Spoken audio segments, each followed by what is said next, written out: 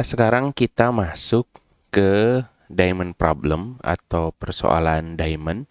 Persoalan diamond ini muncul ketika kita menggabungkan multi-level inheritance dan multiple inheritance. Seperti apa maksudnya? Coba saya jelaskan dulu.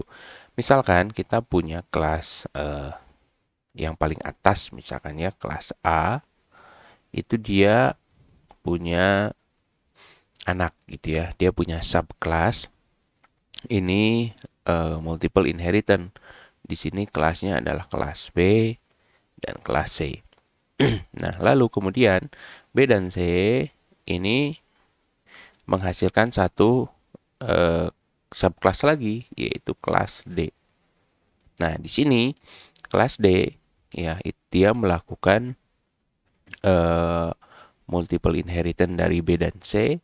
Lalu kemudian di sini multi level karena di atas B dan C di atasnya lagi ada eh, apa namanya? Ada superclass A. Nah, bagaimana pemanggilan metode dalam kasus seperti ini? Mari kita bahas. Oke, ini lembar coding kita. Saya nggak akan pakai kelas mahasiswa gitu ya. Teman-teman nanti bisa coba untuk kasus yang lebih real. Di sini kita buat yang lebih sederhana aja. Tadi kelas A, ini kita pas. Lalu kelas B, dia menginherit kelas A. Oops, sorry. Ini kita pas lagi. Lalu di sini kelas C dia menginherit kelas A. Di sini kita pas lagi. Terakhir kelas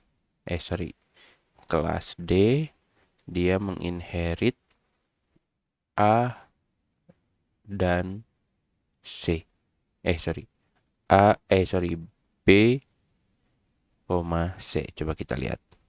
Ya, gitu ya. Kelas D menginherit B, C. Oke, seperti ini. Ini kita pas dulu. Nah, teman-teman bisa lihat ya. Jadi ada kelas A, ini super kelas yang di atas.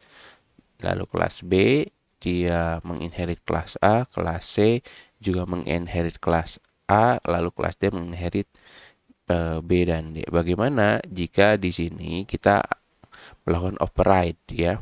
Di sini misalkan kita def apa ya?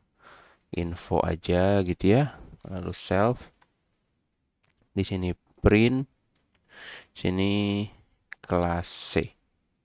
Kelas C.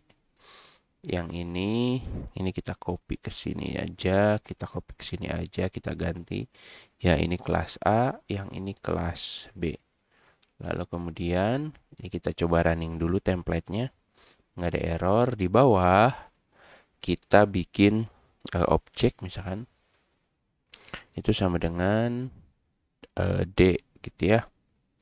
Nah, kalau dia memanggil satu buah metode yang ada di kelas utama, tentu dia akan manggil dulu ke D ya. Itu sudah kita bahas ya, bahwa dia akan ke D dulu. Nah, kalau seperti ini, dia akan kemana dulu? Ya, apakah dia akan loncat dulu ke A? Apakah dia akan ke D dulu? Ke B dulu. Dari B kemana dia? Apakah dari B ke A? Apakah dari B ke C misalkan? Atau seperti apa? Oke, lebih baik kita buktikan langsung dengan coding. Oke, di sini kita running. Nah, yang dipanggil adalah kelas B. Ya, yang dipanggil adalah kelas B. Kenapa kelas B? Karena D itu menginherit B, C. Kalau di sini kita tulis C, B, kita running lagi template-nya. Kita running di sini, maka C lebih dulu. Seperti itu. Oke, nah. Jadi C ke B.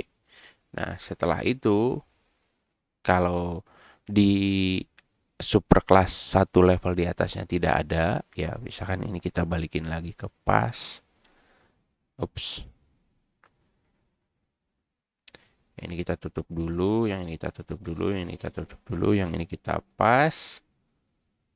Maka yang akan dipanggil itu adalah kelas A, ya.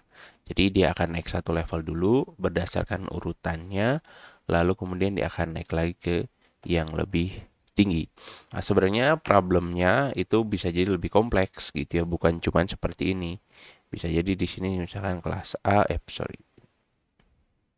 Ini kelas A, dia punya banyak keturunan, lalu kemudian diwariskan ke kelas satu level di bawahnya. Gitu. Maka urutannya gitu ya, di sini misalkan kelas yang terakhir Z gitu ya. Urutannya itu adalah naik satu level dulu ya, lalu lihat apa namanya? Posisi urutan dari pemanggilan keturunannya, baru dia naik lagi ke atas. Kita juga bisa lihat di sini apa tadi? Help object. Nah, dilihat di sini metode resolution order-nya dia D dulu karena dia objek ini adalah instansiasi dari kelas D, lalu kemudian ke C, ke B, lalu ke A, lalu ke built-in object. Oke, seperti itu ya untuk diamond problem.